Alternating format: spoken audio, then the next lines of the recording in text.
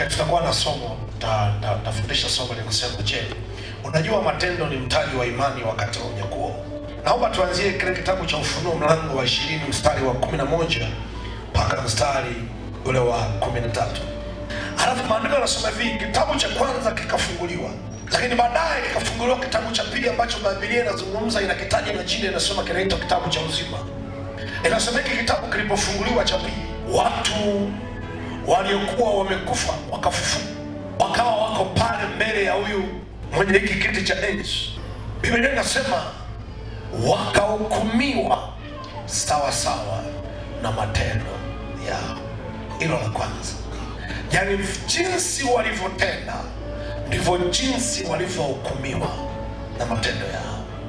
Baadaye akaliona kundi kubwa sana, kundi la watu limesimama, alafu anaongea pointi ya pili, anasema hivi, na wao wakahukumiwa kwa kadiri. Ile sentensi kwa kadiri ya matendo yao, au kwa Kiswahili chepesi tuseme hivi, walivyotenda kuwatendea wengine ndivyo walivyohukumiwa kwa kadiri hiyo hiyo. Jina la Bwana libarikiwe. Sasa hizi sentensi mbili ukiziona utafikiri zinafanana, lakini hazifanani, ziko tofauti. Hii ya kwanza inamaanisha jinsi alivyokuwa akiishi yeye na kutenda yeye. Kwa kumbe kuna matendo unayoyaishi wewe, unayoyatenda wewe, tusiyoyajua sisi, tusiyoyafahamu sisi. Maana nasema hivi, sawa sawa na matendo yake.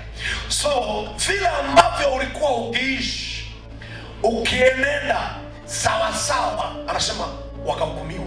Lakini neno kwa kadiri, jinsi ulivyowatendea wengine, jinsi ulivyowafanyia wengine, kwa kadiri ya kile kipimo. Kumbuka hii, wakati nasoma haya maandiko, Biblia inazungumza habari za siku ya mwisho. Haizungumzi habari ya leo, inazungumza wakati ule wa siku ya mwisho ya hukumu. Anasema nikaona huyu mtu amekaa, wafu wako mbele yake na watu wengine ambao wakahukumiwa sawa sawa.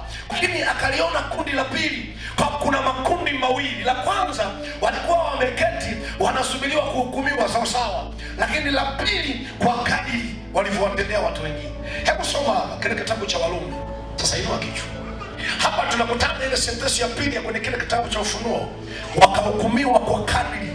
Ni rahisi sana kuonekana mbele za watu naimba kwaya, watu wasijue nyuma ya maisha yako kuna vitu gani unafanya. Ni rahisi sana kutembea na Biblia kubwa ukaonekana ni mtu wa kiroho sana.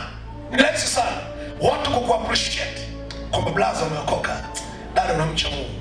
Matokezea nyumbani umeshika Biblia kwa nidhamu, unapita barabarani. Unapotudanganya sisi physically, Mungu anajua A to Z. Ukituambia sisi, unajua, namshukuru Mungu, nimeamua kutoa sadaka shilingi laki tano, tulikubaliana shilingi laki moja. Sisi tutapiga makofi, tutakutukuza.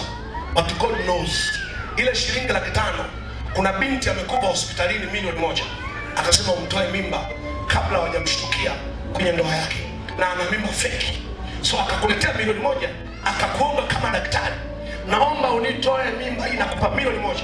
Ukamtoa secret, sisi hatujui, ukaileta sadaka laki tano kala, sisi tutapiga makofi. By then wewe unajiwekea kiporo cha siku ya mwisho. Kuna vitu vinakumaliza mwenyewe, ila vinakupamba, vinakufurahisha. Unajua wewe unapendeza, tena unakacheo kanisani. Unajua wewe ukipiga mapigo kwa Yakuba, unabarikiwa. Huko nyuma vinakupamba. Lakini ulienda ukafanya na uzinzi, lakini ulipoenda kanisani uliimba, unajisikia raha. Kwani kuna kitu gani kilitokea?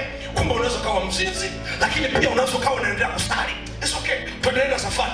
Maandiko yananiambia hivi, lakini imani imekamilishwa katika matendo. Umenikasirikia?